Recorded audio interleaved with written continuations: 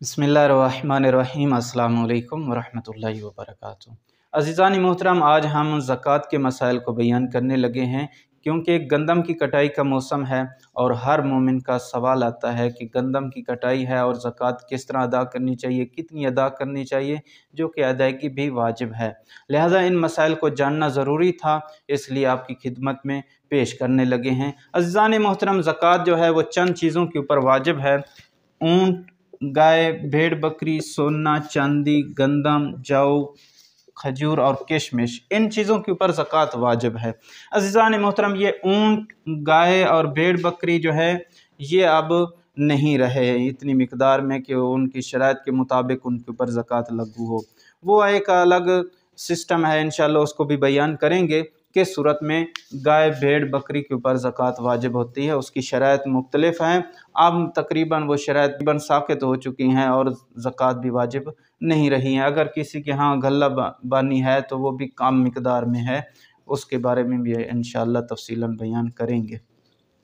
सोना और चांदी जो है इसके ऊपर ज़कात भी वाजिब नहीं है, क्योंकि इसका लेन देन जो है अब सिक्के का राइज ख़त्म हो चुका है, इसके ऊपर भी ज़कात वाजिब अब नहीं रही है। लेकिन जिन्होंने सोना चांदी रखा हुआ है उनके ऊपर खुम्स वाजिब है, वो अपने हिसाब से होगा।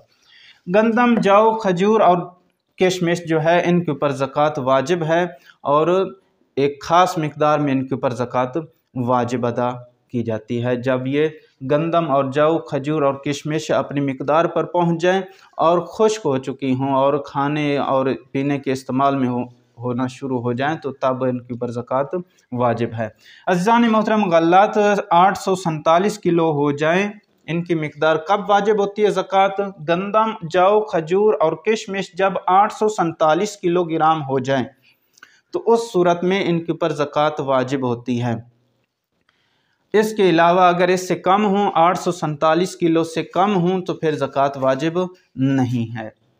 इससे ऊपर जितनी हो जाएगी उसके हिसाब से उसको देखा जाएगा, फिर उसके ऊपर ज़कात वाजिब उसके हिसाब से होगी, उसकी मिकदार के हिसाब से।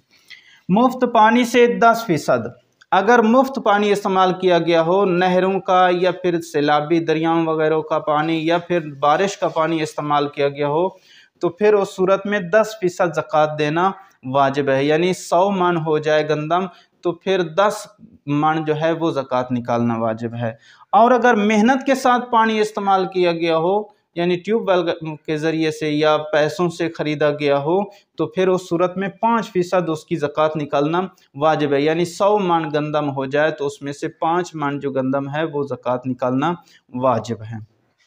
और ये ज़कात देनी किसको चाहिए? ये फ़कीर और मिस्कीन को देनी चाहिए। जो गरीब हो उसको देने, उसका हक है, उस तक पहुंचनी चाहिए। हर किसी को ज़कात नहीं दी जा सकती है।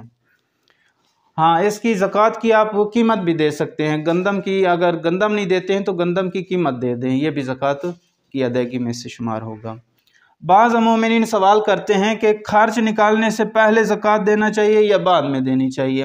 बाज़ कहते हैं कि हम इतनी मुशक्क़त के साथ ये काम करते हैं तो पहले हमारा अपना ख़र्चा निकालना चाहिए, उसके बाद निकालना चाहिए। नहीं, ऐसा नहीं है। अल्लाह तबारक व तआला ने आप लोगों को ताकत दी है, पैसा दिया है, आपने खर्च किया है, आपकी ज़कात खर्चा निकालने से पहले ही अदा होगी, उसके बाद आप नहीं अदा कर सकते हैं। पहले आप अदा करेंगे, उसके बाद अगर किसी को तकसीम करनी है, जहाँ लेकर जाना है, घर में लेकर जानी है गंदम वगैरह, जहाँ भी लेकर जाना चाहते हैं उसके बाद आप लेकर जाएंगे। वस्सलामु अलैकुम वरहमतुल्लाहि वबरकातुहू।